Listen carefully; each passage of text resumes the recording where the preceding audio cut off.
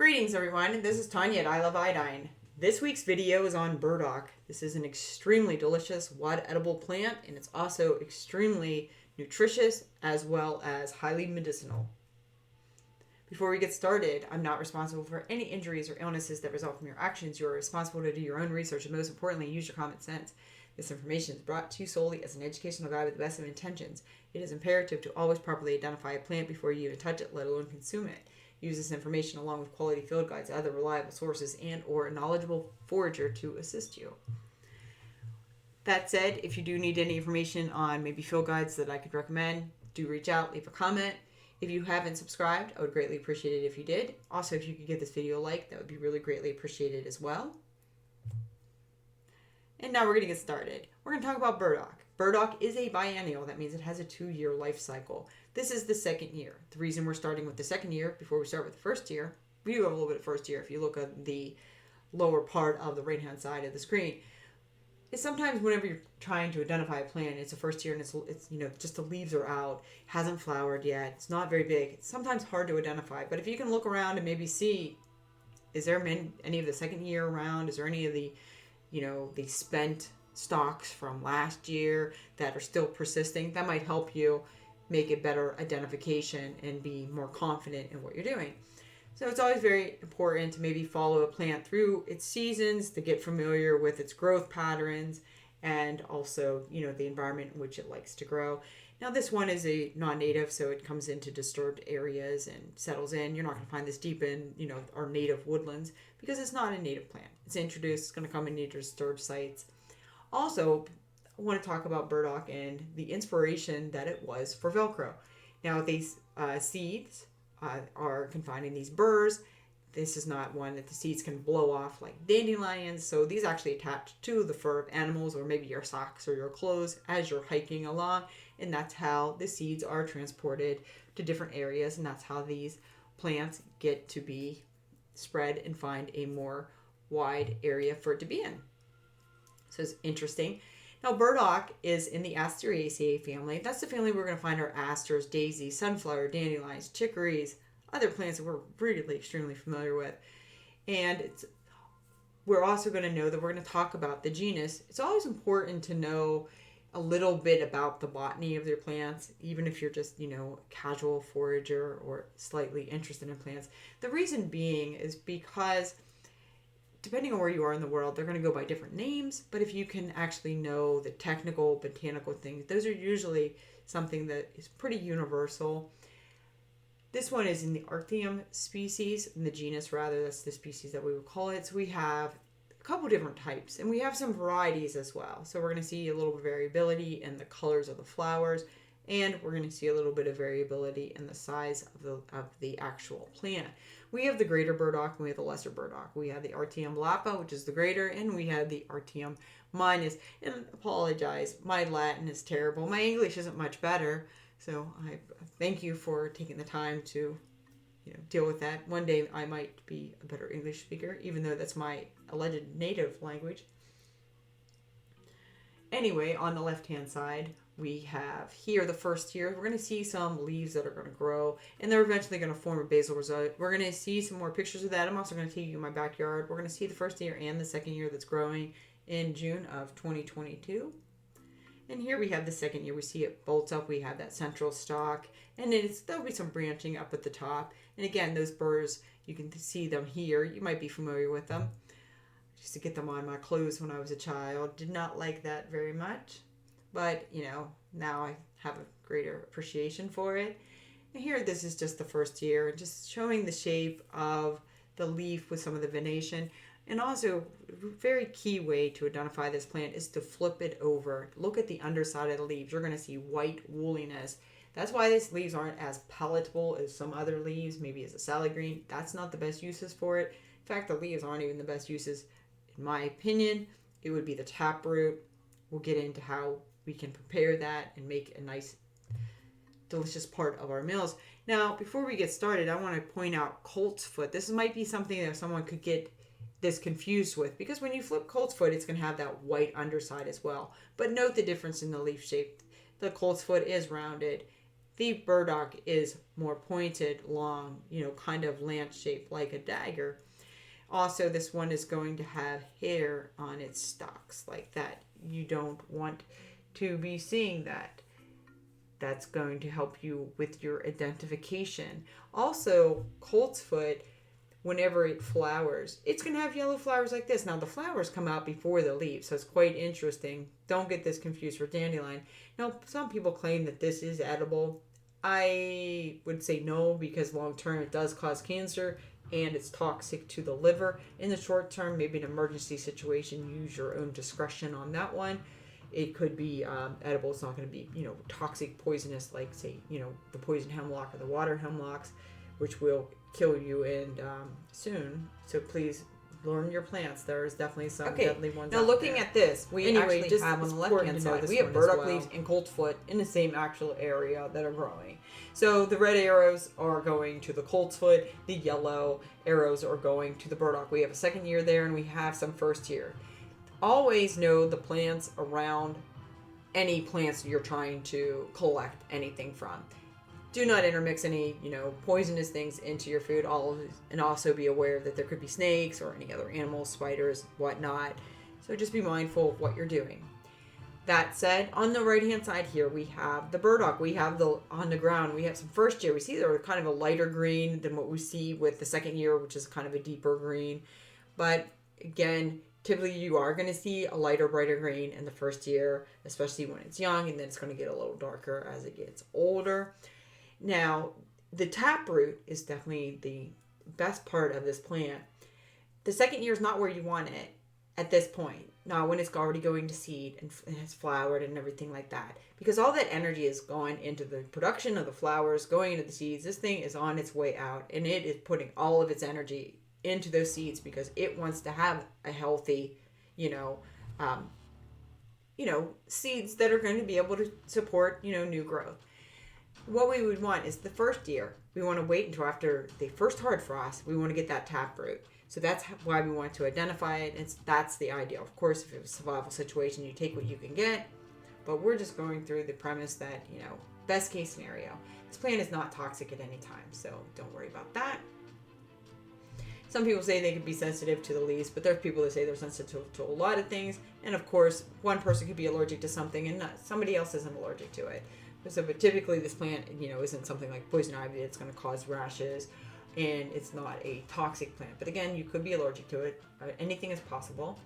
This is just some examples of the first year. So when it first starts growing up, it's only going to be a couple leaves, but then it's actually going to produce quite a, collection of leaves, basal rosette. This one's probably 2.5, 3 feet wide and maybe 18 inches tall, rather sizable. Of course, it's going to get much taller in its second year. Depending on the species, it can get up to 7 feet. Now, the colors of the flowers, they could be purple, this kind of magenta. There could be even white flowers intermixed in that. Or you could actually see the white, and that's all, which is quite an interesting one. That's not as common in our area, but that picture with the white flowers was taken in Washington, D.C., so it's obviously here because I saw it with my own eyes. And down here we have some of the flowers, the burrs, before they go into the flowers, the green. And then when the flowers form, then we're going to have the burrs already starting to turn brown around it. And then when the flowers, are done, then we're just going to have those brown burrs that are going to stick to you like Velcro. So this is before it gets ready to flower. So quite an interesting plant, quite beautiful. And you can see, especially on the younger leaves up at the top of the second year, and also whenever you have the fresh younger leaves, you're going to see more of that whiteness and woolliness on the underside of the leaves. And it makes sense. When things are young, it needs more protection, and the woolliness does give it that protection. This is just some more of how the flowers, whenever they form. Of course, on the left-hand side, they haven't formed just yet. We just do have the green, forming around it. We have a nice little lightning bug, so that's probably around June, right? A little early then. And then here we have the middle where they're already spent, it's dying back. And then what we have on the right-hand side is basically where, that's probably, early spring. And that would be it's already dead. And the seeds are still remaining and the stalks are still there before they have fallen down. This just shows a little close-up of the stalk of the second year plant, just so you can see how you might have the colorations in there. We have red in there. Very common to see. You know, you may have heard that plants that have red in them are poisonous. Well, that isn't always true. It is true sometimes, but not always. It's always important to know the plants. Don't learn rules. Rules always have exceptions. And as you can see, the leaves are going to have those grooves similar to like a rhubarb. But keep in mind, rhubarb leaves are poisonous, and this is not rhubarb. But it does look similar. So make sure you know your rhubarb as well. Now, with the burdock, again, the taproot end of the first year is going to be your ideal.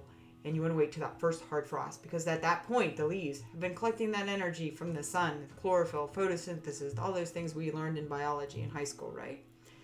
And may have forgotten. But anyway, that's going to transfer back into the root, and that's going to give you a nice sweet root. So, you know, wait a week or two after that first hard frost. But before, of course, the ground, you know, completely freezes, because this plant has a seriously long taproot. I mean, they can be 3 feet long, so you can really dig down there. Make sure also, this is just another warning, if you're digging for roots and you could be in a yard and there could be electrical wires, make sure you know where they are. You know, call 811, I think, know before you dig. You might want to think on that with this one. That is how deep it goes. So always do that and make sure you stay safe in all regards. But if you want to make a nice stir fry, you can add some rice, julienne this, add some carrots, maybe a little bit of onion. Absolutely delicious.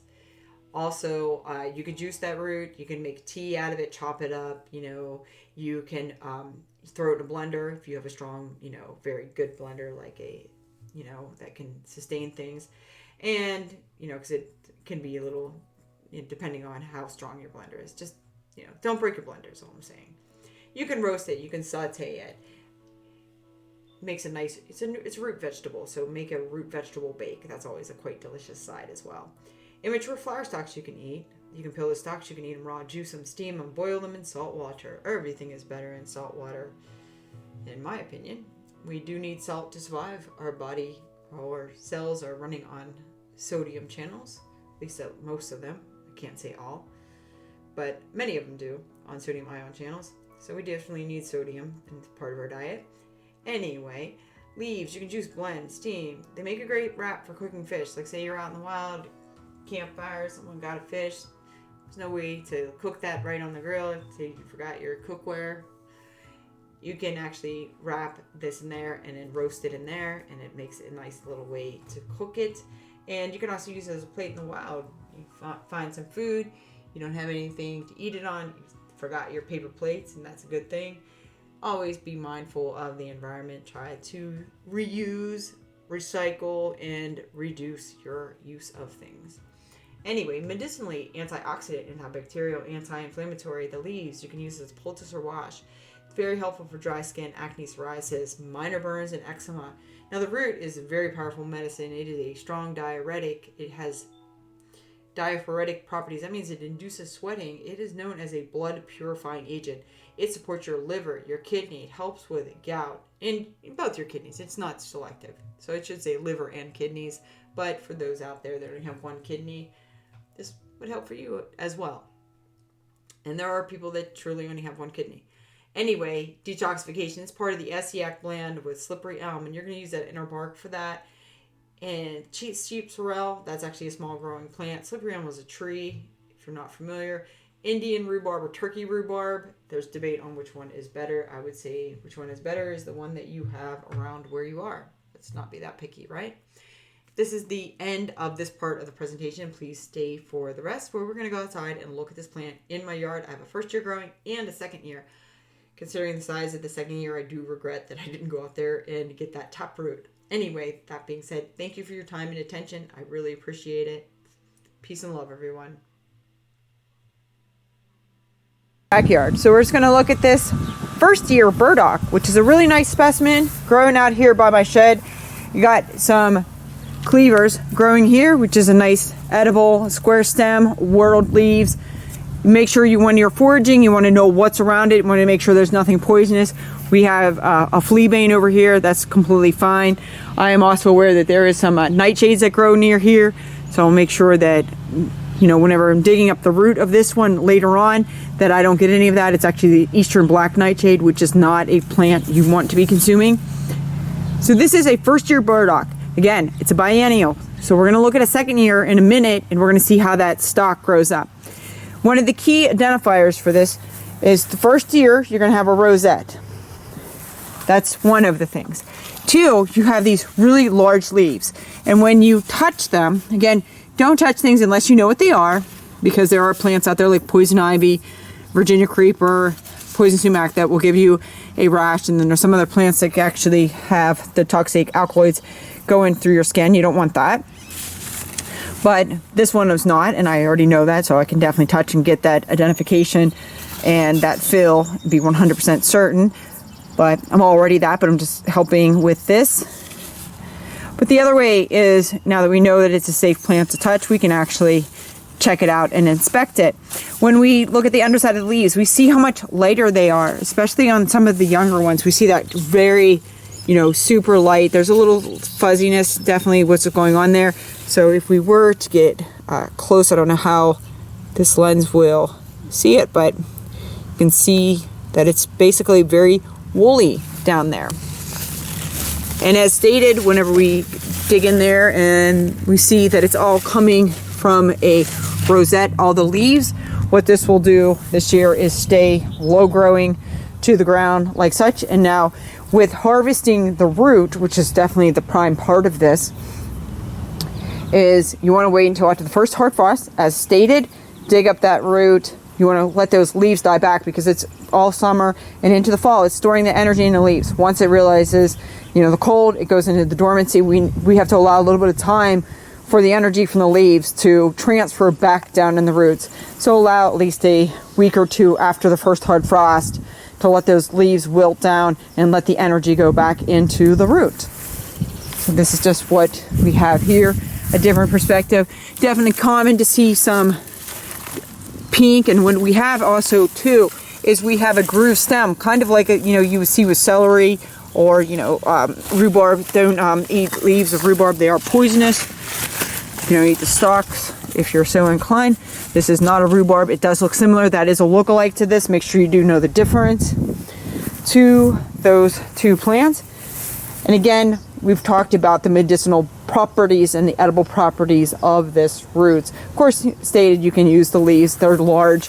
You're out there collecting berries. You need a container. You can wrap them up in this. Of course, dust it off. I've been out here doing some yard work, so I got some cedar chips in there.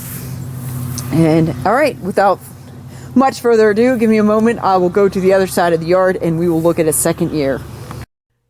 This is the second year plant. I'm doing a voiceover because my space on my camera was full after this, so it actually cut off. So I just want to talk through it rather than end it so abruptly. This is a second year plant. It's June. This is going to get a little bit taller, but this is about 4 feet already. I wouldn't be surprised to see it closer to 5. It has a lot of good spread. This is a really nice specimen. I brought the seeds in a few years ago, which is why we have this now. I don't know if it's going to have purple flowers, but I'm going to guess it would because that's the most common to be seen. Of course, I didn't see the flowers of the other one. I just collected the burrs and brought them and dropped a handful of them there. And I, in fact, got a solution. I didn't plant them or anything. I just tossed them on the ground and see what happens naturally. Here's where I'm just measuring out the size. As you can see, the leaves are smaller, of course, at the top, but down at the bottom, the leaves are so huge. They're bigger than actually from the tip of my finger to my elbow, quite a huge thing. And I'm also talking about how I regret not actually digging up the taproot last fall after the first frost, which is what I intended to do. It was the whole point of bringing it there. And then time slipped by me, and this would have made really good medicine. This is a really nice, healthy specimen. I don't spray any pesticides in my yard. I've lived here for 6 years and nothing has ever been sprayed. So I know it's safe and I know I have permission as well. So that also is a thing that we want to make sure. But look how big those leaves are. They're absolutely huge. So I'm definitely going to save the seeds of this one because this is a really healthy specimen. Of course, the bugs have been nibbling on it a little bit, but we can't help that. Anyway, I hope this presentation on burdock helps with your identification and gives you an understanding of this really powerful nutritional, like edible food that we can get for free, or if you can go to the store and buy it as well. Maybe you want to test it out there. You can also buy burdock tea at stores as well, Whole Foods or your local food co-op. And probably a lot of places carry burdock. It's a very common one, and you can make medicine from it as well.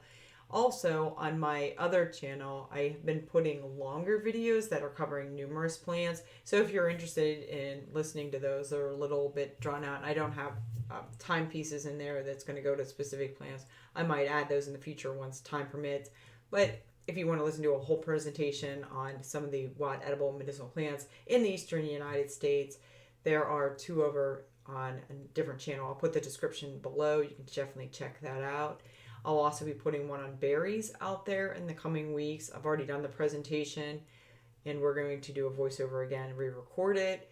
And it's going to cover edible berries that we have around here in the eastern United States, as well as the poisonous, so you can get a better idea on which is safe and which isn't safe.